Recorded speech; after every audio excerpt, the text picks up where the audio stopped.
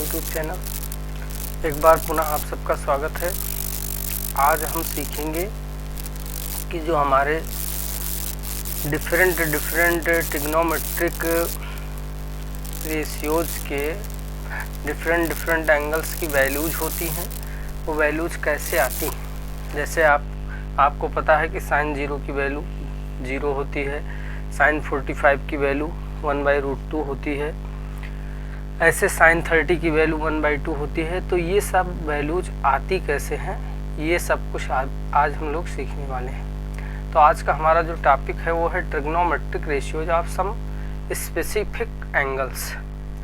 अब ये हम कुछ स्पेसिफिक एंगल्स की वैल्यूज कुछ स्पेसिफिक एंगल्स के लिए ट्रिग्नोमेट्रिक रेशियोज की वैल्यू निकालना सीखेंगे, जिसमें हमें ट्रायंगल जो लेना है वो राइट एंगल ट्रायंगल ही लेना है। तो सबसे पहले हम देखते हैं कि ट्रिग्नोमेट्रिक रेशियो ऑफ 45 डिग्री अलग अलग मतलब 45 डिग्री एंगल के लिए अलग अलग ट्रिग्नोमेट्रिक रेशियोज की वैल्यू, जैसे sin 45 डिग्री इक्वल आपको पता है 1/√2 होता है। तो ये कैसे आता है ये हमें सीखना है। ऐसे सिमिलरली आपको ये भी पता है कि cos 45 की वैल्यू 1/√2 होती है, पर ये आता कैसे है ये सब हमें सीखना है।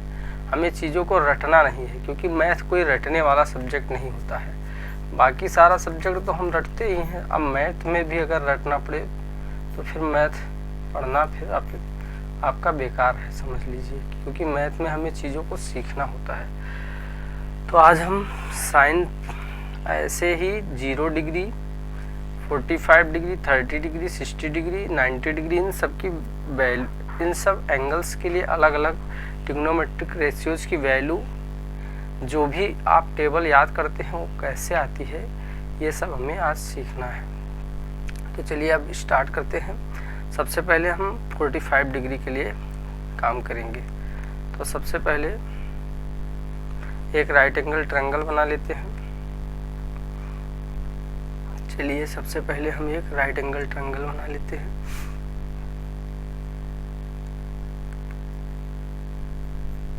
और इसमें हम 45 डिग्री के लिए वर्क करते हैं।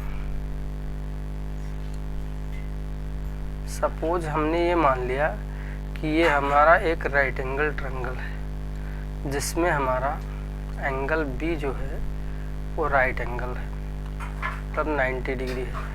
अब ये और बी, इनको आप इसमें से एक एक्यूट एंगल को हम अपने अनुसार, क्योंकि हमें 45 डिग्री की वैल्यू निकालना है, इसलिए इसको हम 45 डिग्री मान लेते हैं। तो आपको पता है कि ट्रायंगल के तीनों एंगल्स का सम कितना होता है, 180 डिग्री होता है।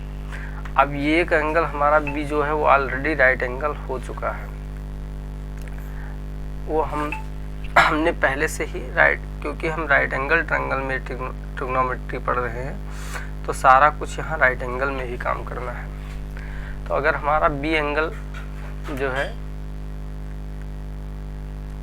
अगर बी एंगल हमारा 90 डिग्री का हो गया, सी एंगल जो हमारा है, यहाँ ये कर देता हूँ, ये एंगल अगर हमारा 45 डिग्री है तो सी एंगल भी ऑटोमेटिक 45 डिग्री हो जाएगा, क्योंकि आपको ये पता है कि sum of interior angle of a triangle is 180 degree. Triangle के तीनों एंगल्स का सम कितना होता है, angle A plus angle B plus angle C equal to 180 degree.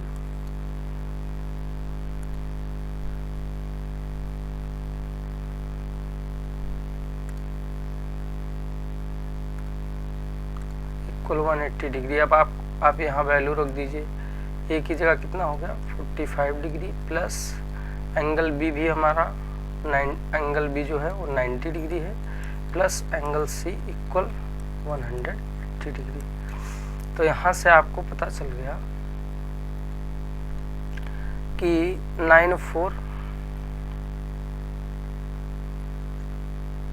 13 135 degree plus angle C equal कितना आ गया 180 डिग्री। तो यहाँ से एंगल सी इक्वल कितना आ गया 180 माइनस 135। तो एंगल सी भी हमारा कितना हो गया 45। एंगल सी हमारा 45 डिग्री हो गया। अब ये भी हमारा 45 डिग्री हो गया और ये भी 45 डिग्री हो गया। तो आपको पता है कि अगर किसी ट्रायंगल में दो एंगल्स इक्वल हैं तो उनके अपोजिट साइड्स भी क्या होती हैं, इक्वल होती हैं। अगर किसी ट्रायंगल की दो एंगल्स इक्वल हैं तो उनकी अपोजिट साइड्स भी इक्वल होती हैं। तो हमारा एंगल ए एंगल ये हमारा अगर एंगल सी के इक्वल हो गया तो ये के एंगल ये के सामने कौन सी साइड पड़ रही है, बी सी। तो यहाँ बी सी लिख दीजिए, इक्वल किसके हो जाएगा, सी के सामने क्या पड़ रहा है, ए बी। तो बी सी इक्वल क्या आ गया, ए बी आ गया। B C equal A B आ गया। अब इसको हम थोड़ी देर के लिए मान लेते हैं कि ये दोनों हमारे ए है। इन साइड्स का मेजरमेंट हम ए कंसीडर कर लेते हैं। तो अब ए सी की वैल्यू पाइथागोरस थ्योरम से निकालेंगे। In triangle A B C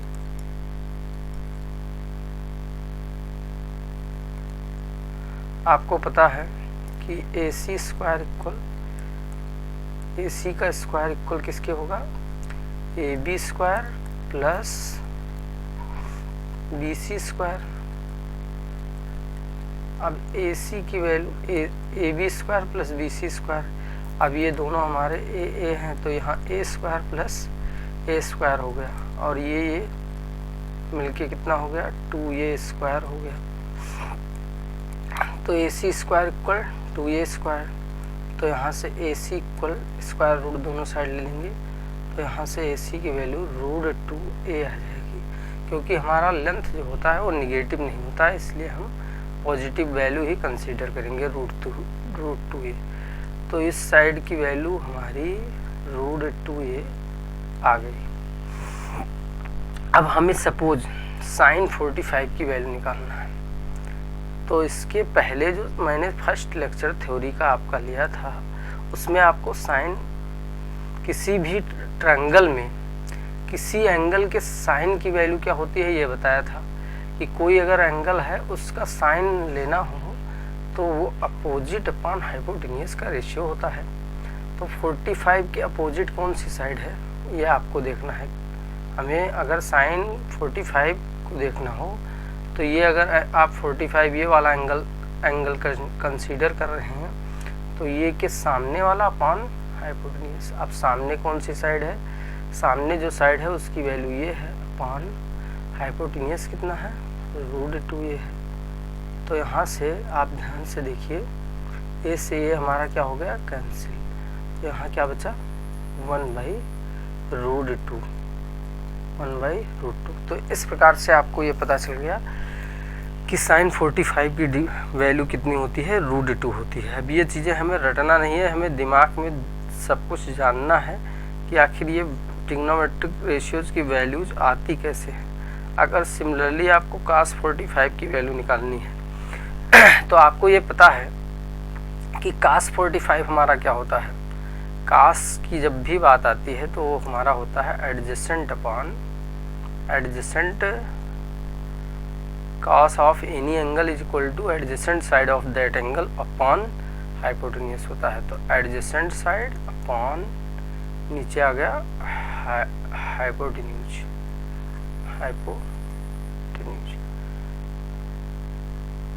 तो यहाँ पे 45 का एडजेसेंट ए बी है, ए बी की वैल्यू कितनी है, ए अपॉन हमारा हाइपोटेन्यूज वही है √2a। तो यहाँ से ये से ए फिर कैंसिल हो गया और आपको वैल्यू मिल गई 1/√2। ये हमारा sin 45 और cos 45 की वैल्यू इस प्रकार से आती है। ये आप लोग ध्यान से देख लीजिए और इसमें अगर आपको किसी प्रकार का डाउट होता है तो आप हमें कमेंट करके बता सकते हैं या फिर दिए गए नंबर पे भी आप कॉल या व्हाट्सएप करके पूछ सकते हैं।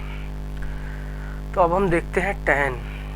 tan 45 क्या होता है। तो मेनली आपको दो ही ट्रिग्नोमेट्रिक रेशियोज पे वर्क करना होता है, साइन और कास। बाकी सारी की सारी वैल्यूज आपको पता है कि इनकी मदद से हम निकाल सकते हैं।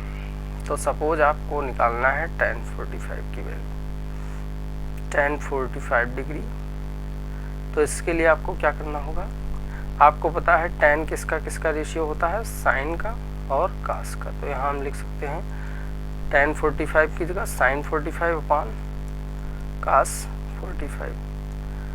तो यहाँ से आपको पता चल गया कि sin 45 की वैल्यू 1/√2, ये ऑलरेडी आप निकाल चुके हैं। ऐसे cos 45 की वैल्यू भी 1/√2, यहाँ 1/√2 से 1/√2 कैंसिल हो गया और वैल्यू हमें कितना मिल गया, tan 45 का 1 मिल गया। तो जैसे आपको ये पता चल गया कि sin 45 इक्वल 1/√2, तो यहाँ से आप cosec 45 की वैल्यू निकाल सकते हैं, क्योंकि आपको पता है कि कोसिक जो होता है हमारा वो साइन का रेसिप्रोकल होता है। तो यहाँ से cosec 45 की वैल्यू क्या आ जाएगी, √2 आ जाएगी। अगर 1/√2 का रेसिप्रोकल किया जाएगा तो √2/1 होगा, मीन्स √2। सिमिलरली अगर आपको cos 45 की वैल्यू पता है, cos 45 डिग्री इक्वल पता है 1/√2, तो यहाँ से आप sec 45 की वैल्यू निकाल सकते हैं। sec 45 डिग्री इक्वल कितना आ जाएगा, √2। इसका जस्ट रेसिप्रोकल कर देना है, क्योंकि ये आपस में एक दूसरे के रेसिप्रोकल होते हैं। ऐसे अगर tan 45 की वैल्यू 1 है तो 1 का रेसिप्रोकल भी 1 ही होता है, इसलिए cos 45 की वैल्यू भी 1 ही होगी।